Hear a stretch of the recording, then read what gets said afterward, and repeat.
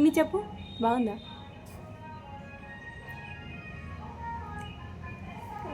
చెప్పు. హాయ్ చెప్పు. Hi. Hello. అందరికీ నమస్కారం. Welcome back to our channel.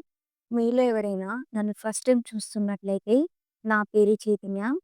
ఈరోజు బ్లాగ్ వచ్చేసి మా మార్నింగ్ రొటీన్‌ని మీతో షేర్ చేసుకుంటాను. అలానే మీతో కొన్ని విషయాలు షేర్ చేసుకోవాలి.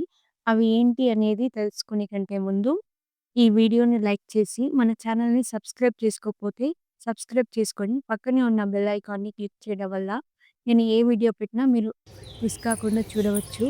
నేను నా మార్నింగ్ రొటీన్‌ని ఒక ఆర్డర్ వైస్‌గా సెట్ చేసుకోవడానికి నాకు కొన్ని మంత్స్ అయితే పట్టింది. అలానే నేను ఈ మార్నింగ్ రొటీన్‌ని ఎలా ఆర్డర్ వైస్‌గా సెట్ చేసుకున్నానో ఇప్పుడు మీతో స్టెప్ బై స్టెప్ షేర్ చేసుకుంటాను. ఫస్ట్ అయితే మా వారి స్నానాని కోసమైతే వేడి నీళ్ళైతే ఫస్ట్ పెడతాను. తను నిద్ర లేచి తన వర్కింగ్ ప్లేస్ దగ్గరికి వెళ్ళి అక్కడ షాప్ మొత్తం క్లీన్ చేసుకొని రిటర్న్ వస్తారు. ఈలోపు నేను స్టెప్స్ దగ్గర కొంచెం ప్లేస్ ఉంటుంది. అలానే వరండా మొత్తం ఊడ్చేస్తాను. దేవాన్ష్ అయితే నార్మల్‌గా మార్నింగ్ 8 ఆ టైంకి నిద్ర లేస్తాడు. అందుకోసమే ఇంకా తను తొందరగా నిద్ర లేవడం వల్ల నేను కూడంగా అలానే చూస్తూ నిలబడ్డాను. ఇంకా తన నిద్ర మబ్బులో ఉన్నాడు కాబట్టి కాసేపైతే ఎత్తుకొని ఇంకా వాళ్ళ నాన్నొచ్చేంత వరకు వెయిట్ చేశాను. మా వారు ఇంకా షాప్ నుంచి రిటర్న్ వచ్చిన తర్వాత ఇంకా తను చూసుకుంటాను అంటే నేనైతే ఇంకా బయటైతే ఊడ్చేస్తున్నాను. అలానే నేను ఊడవడం కంటే ముందే నైట్ తిన్న గిన్నెలు ఉంటాయి కదా! ఇంకా వాటిలో వాటర్ పోసి పెట్టేస్తాను. క్లీన్ చేసేలోపు కొంతైనా నానతాయని, ఇంకా త్వరగా పని అయిపోతుంది అని అలా వాటర్ పోసి పెట్టేస్తాను.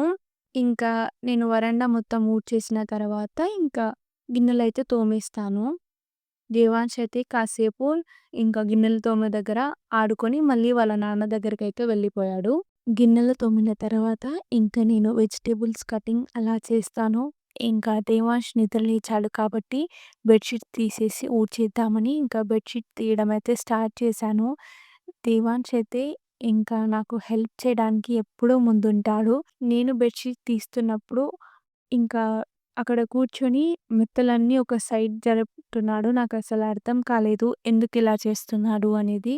ఇంకా నేను బెడ్‌షీట్ ఫోల్డ్ చేసి సెల్ఫ్‌లో పెట్టే వరకు ఇంకా ఒక్కొక్కటి తీసుకొచ్చి ఇచ్చేశాడు. ఇంకా అలా ఒకదాని తర్వాత ఒకటి ఇస్తూ ఇంకా అక్కడ బ్రష్ ఇంకా సాక్స్ పడిపోయింది కింద.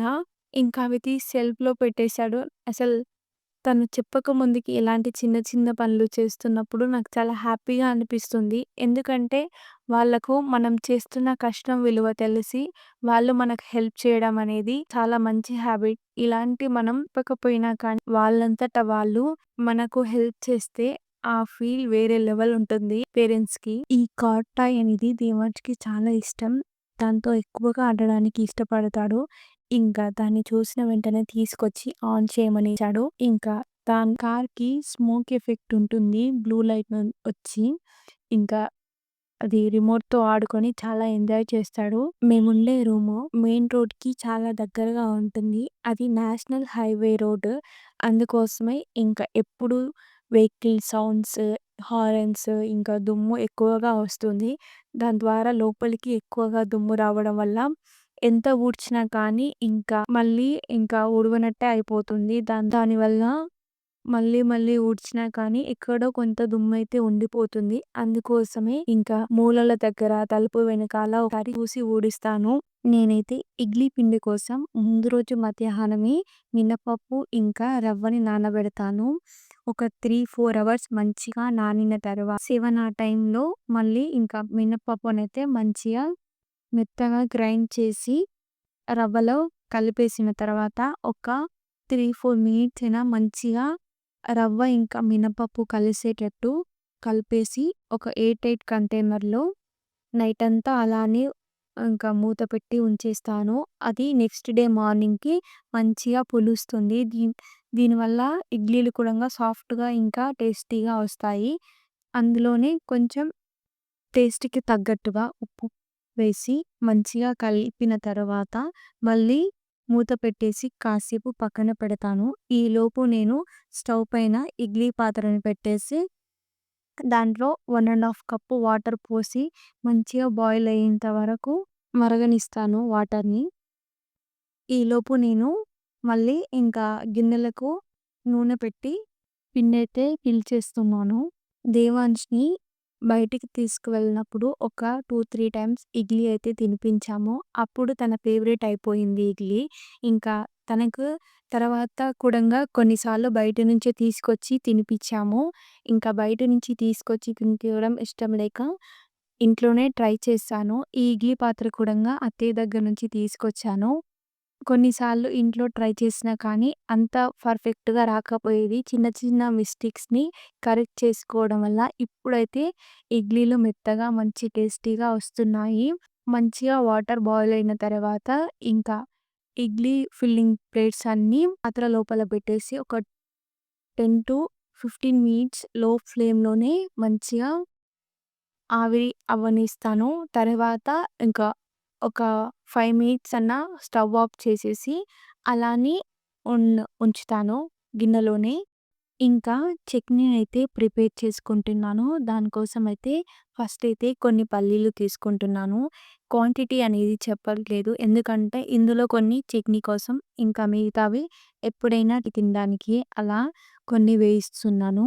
అలానే ఒక 7, 8 పచ్చిమిరపకాయలైతే తీసుకుంటున్నాను. ఇవి మీ కారానికి తగ్గట్టుగా తీసుకోండి. ఎక్కువ స్పైసీగా తినేవాళ్ళనుకుంటే కొంచెం ఎక్కువ తీసుకోండి. లేదు నార్మల్‌గా తినడానికి అయితే కొంచెం తక్కువగా తీసుకోండి. ఒక 7, 8 సరిపోతాయి.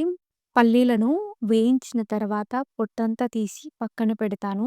తర్వాత కొంచెం నూనె వేసి పచ్చిమిరపకాయలు వేయించి పల్లీలను ఫస్ట్ మిక్సీ పట్టిన తర్వాత అందులోనే పచ్చిమిరపకాయలను వేసి మిక్సీ పడతాను. తర్వాత కొంచెం ఉప్పు, ఇంకా అల్లం వెల్లుల్లి పేస్ట్ వేసి మిక్సీ పట్టేసి పోపు అయితే పెడతాను. ఆ పోపు పెట్టిన తర్వాత కూడంగా ఒక 2, 3 మినిట్స్ అన్నా చట్నీని కొంచెం మరగనిస్తాను. దానివల్ల టేస్ట్ వస్తుందని అలా చేస్తాను. నాకైతే ఇలా కొంచెం చట్నీని మరగనిచ్చిన తర్వాత తింటే చాలా బావుంటుంది. ఒకసారి ట్రై చేయండి. తెలియని వాళ్ళకు మాత్రమే చెప్తున్నాను. తప్పుగా అనుకోకండి. నేను దేవాన్స్ తినే టైం వరకు నేనైతే అప్పటికి బ్రష్ చేయలేదు. కానీ టేస్ట్ మాత్రం చాలా బాగా కుదిరింది. కొన్నిసార్లు మనం అనుకోకుండా కొంచెం క్వాంటిటీలో చేసిన వంటలే చాలా బాగా కుదురుతాయి. మనం చాలా మంచిగా ఈరోజు వంట చేయాలి అన్న రోజు ఏదో కొంచెం తగ్గినట్టు అనిపిస్తుంది. అంతే ఈ వీడియో. మళ్ళీ ఇంకో మంచి వీడియోతో కలుద్దాం. ఇప్పటి వరకు చూసిన వాళ్ళందరికీ thank you so much. Bye.